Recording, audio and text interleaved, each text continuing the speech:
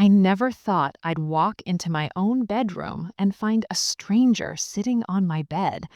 But there she was, the homeless woman I'd helped at the airport just hours before. Her baby was sleeping in her arms, and she looked at me like she'd been waiting for me all along. My name is Margaret. I'm 62 years old, and I live in a quiet neighborhood in Portland, Oregon. I've lived alone for the past 8 years, ever since my husband Robert passed away. My son, Daniel, lives across town with his wife, Emily, and their 2 children. We see each other maybe once a month. Birthdays, holidays, the usual. I just returned from visiting my sister in Boston. I was tired, emotional, and honestly, a little lonely. The trip had stirred up old memories. Family dinners, laughter, the warmth of being needed. My sister still had her husband, her grandkids running through the house every weekend, and I came home to silence. At the airport, I missed my connecting flight. A delay. Typical. I sat in the terminal with my small carry-on, sipping bad coffee, when I saw her. She was young, maybe late 20s, beautiful even under the exhaustion, long brown hair pulled back in a messy bun, wearing a faded denim jacket and jeans that had seen better days. And in her arms, wrapped in a thin blanket, was a baby, maybe 4 or 5 months old. She wasn't begging, she wasn't asking for anything, she was just sitting there, staring at nothing, like the world had forgotten her. I don't know what came over me. Maybe it was the loneliness, maybe it was the way she reminded me of someone I used to know. But I walked over to her. "Excuse me," I said softly. "Are you all right?" She looked up at me, and her eyes were so tired. She nodded, but didn't speak. "Do you have somewhere to go?" I asked. She shook her head, just barely, like she was ashamed to admit it. I sat down beside her. The baby stirred a little, but stayed asleep. I could see the tiny fingers peeking out from the blanket. So small, so fragile. "What's your name?" I asked. "Lily," she whispered. Her voice was hoarse, like she hadn't used it in days. "I'm Margaret," I said. "And this little one?" "Grace," she said, looking down at the baby with a kind of love I hadn't seen in a long time. We sat there for a while. I didn't push. I didn't ask too many questions. I just stayed. Then I did something I still can't fully explain. I reached into my purse, pulled out my house key, and placed it in her hand. "Here," I said. "My address is written on the tag. It's a small house in Portland. Nothing fancy, but it's warm. There's food in the fridge, clean sheets in the guest room. You and Grace can stay there tonight. I'll be back tomorrow evening." She stared at the key like it was made of gold. I can't," she said, her voice breaking. "You can," I said firmly, "and you will. For her." I pointed to the baby. Lily's eyes filled with tears, but she didn't let them fall. She just nodded, and I walked away before I could change my mind. I stayed the night in a hotel near the airport. I caught the first flight out the next morning, and the whole way home I wondered if I'd made a terrible mistake. What if she stole everything? What if she trashed the place? What if she was dangerous? But something deeper told me she wasn't. The flight home felt longer than usual. I kept thinking about Lily and baby Grace. I imagined them walking into my house, maybe hesitant at first. I pictured Lily turning on the lights, finding the kitchen, warming up some soup. Maybe she'd give Grace a bath in the upstairs bathroom. Maybe they'd sleep in the guest room, safe and warm for the first time in who knows how long. I smiled at the thought. It made me feel useful, needed. When the plane landed, I took my time. I stopped at a small cafe near the airport and had a sandwich. I wasn't in a rush. Part of me wanted to give Lily a little more time before I came back. Let her settle in, let her breathe. But when I finally pulled into my driveway around 6 in the evening, my heart started to race. The porch light was on. That was normal. I always left it on when I traveled. but the living room curtains were drawn. I never closed those curtains. I stepped out of the car, my suitcase rolling behind me, and walked slowly to the front door. I unlocked it and stepped inside. The house smelled different. Not bad, just different, like someone had been cooking. There was a faint scent of toast and maybe tea. "Hello?" I called out softly. No answer. I set my suitcase down by the door and walked through the hallway. The living room was tidy. Nothing was missing. The TV remote was still on the coffee table. My books were still on the shelf. I moved toward the kitchen. A mug sat in the sink, a plate with crumbs. Signs of life. Then I heard it. A soft creak upstairs. My heart pounded. I gripped my purse a little tighter and slowly climbed the stairs. Each step felt heavier than the last.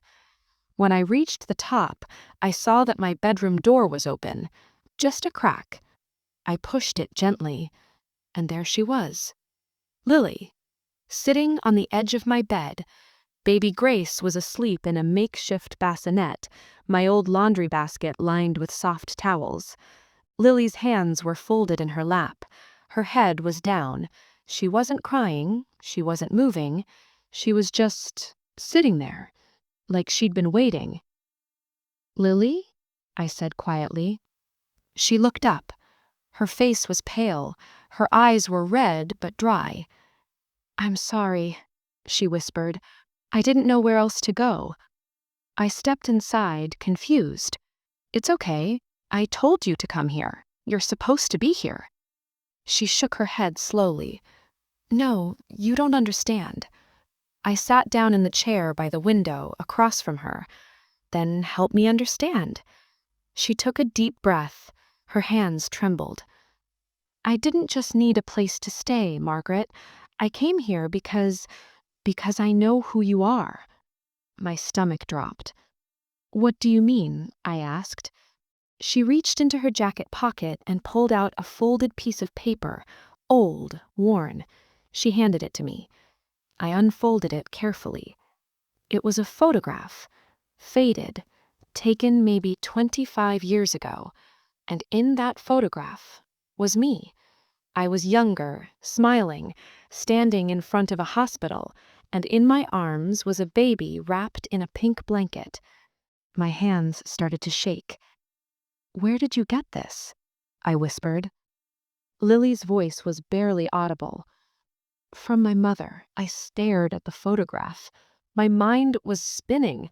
I couldn't breathe properly. The room felt smaller, like the walls were closing in. "Your mother?" I repeated, my voice shaking. Lily nodded. "Her name was Sarah. Sarah Bennett." The name hit me like a freight train. Sarah. I hadn't heard that name in over 2 decades. I hadn't allowed myself to think about her, not after everything that happened. How do you know Sarah?" I asked, even though part of me already knew the answer. Lily looked down at baby Grace, sleeping so peacefully. "Because she was my mother, and you were the woman who gave her away." My chest tightened. Tears filled my eyes before I could stop them. "No," I whispered. "No, that's not. I didn't give her away."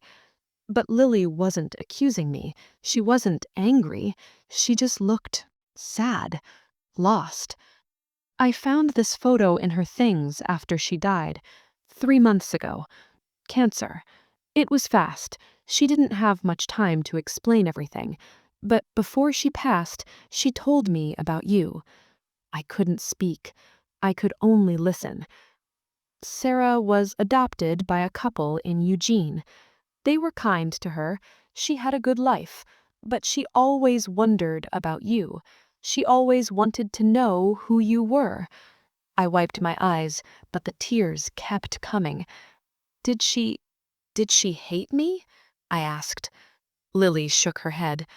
"No, she understood. She said you were just a kid, that you did what you had to do." I let out a breath I didn't know I was holding. She tried to find you years ago, but the adoption was sealed. She couldn't get any information. And then she got sick, and she ran out of time. I looked at the photograph again, at the baby in my arms, at the girl I used to be. So, how did you find me? I asked. Lily reached into her pocket again and pulled out a small envelope. She handed it to me. Inside was a letter, handwritten. The ink was smudged in places, like it had been read many times.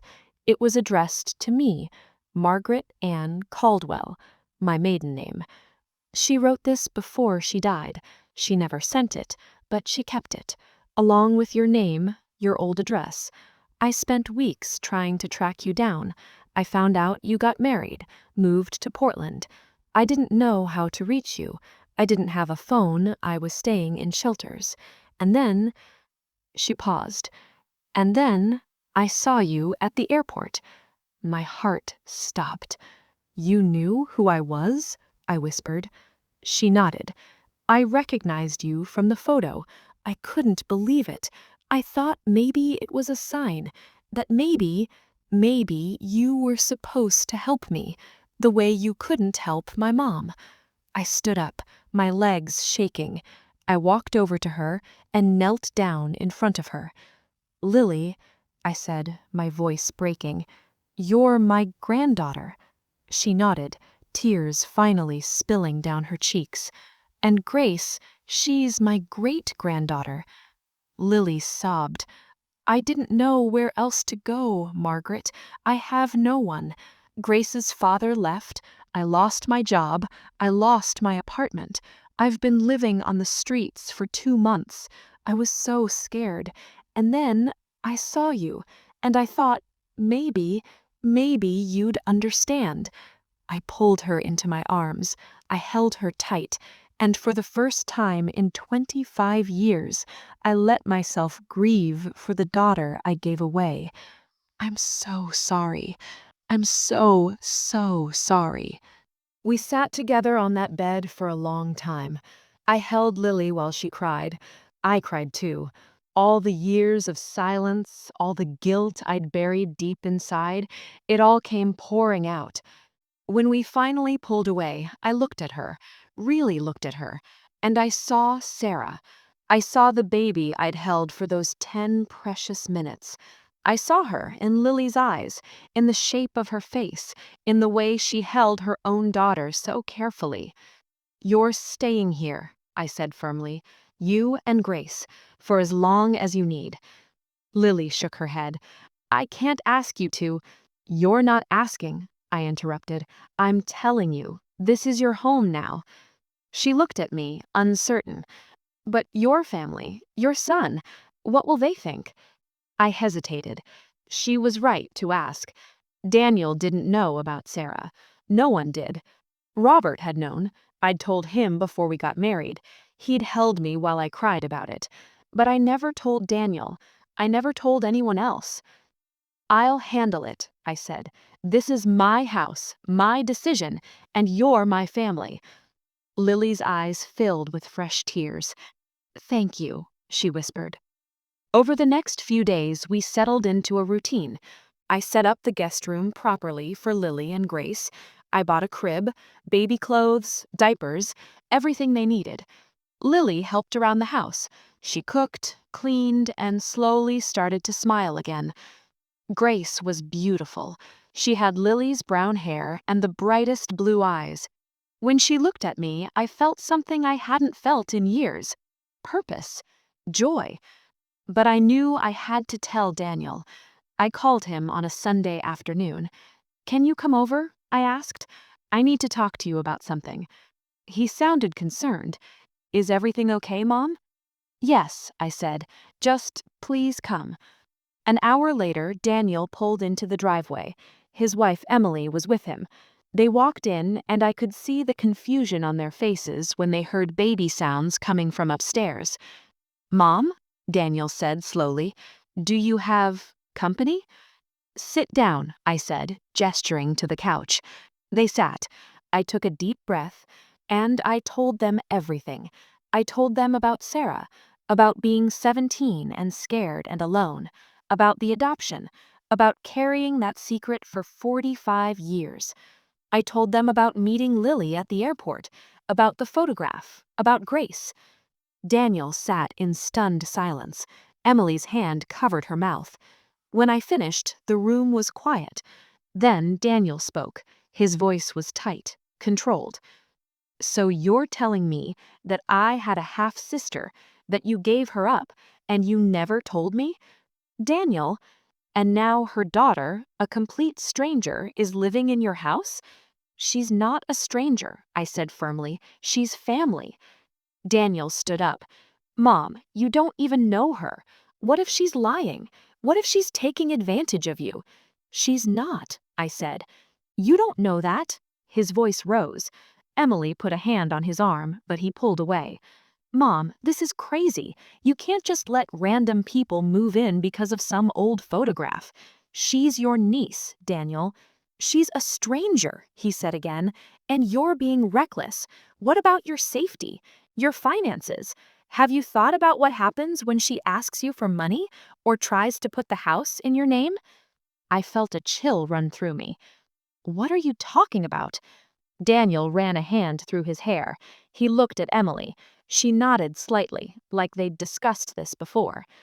"Mom, Emily and I have been talking. We've been worried about you, living alone, getting older. We think, we think it might be time to make some changes." "What kind of changes?" I asked slowly. He reached into his jacket pocket and pulled out a folded stack of papers. "We've talked to a lawyer. It's just a precaution, a power of attorney. It would let me help manage things, the house, your accounts, medical decisions if you ever need it. It's for your protection, Mom." He set the papers on the coffee table and slid them toward me. "Just sign here," he said, pointing to a line at the bottom. I stared at the papers, then at him, and suddenly I understood. This wasn't about Lily. This wasn't even about my safety. This was about control. Daniel had been waiting for a moment like this, a moment when I seemed vulnerable, confused, a moment when he could step in and take over. "No," I said quietly. He blinked. "What?" I said no. I pushed the papers back toward him. "I'm signing nothing."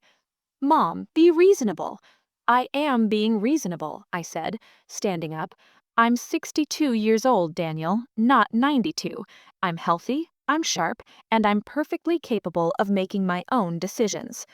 "But you're letting a homeless woman—" "I'm letting my granddaughter stay with me, my family, and if you can't accept that, then maybe you need to leave." Emily stood up quickly.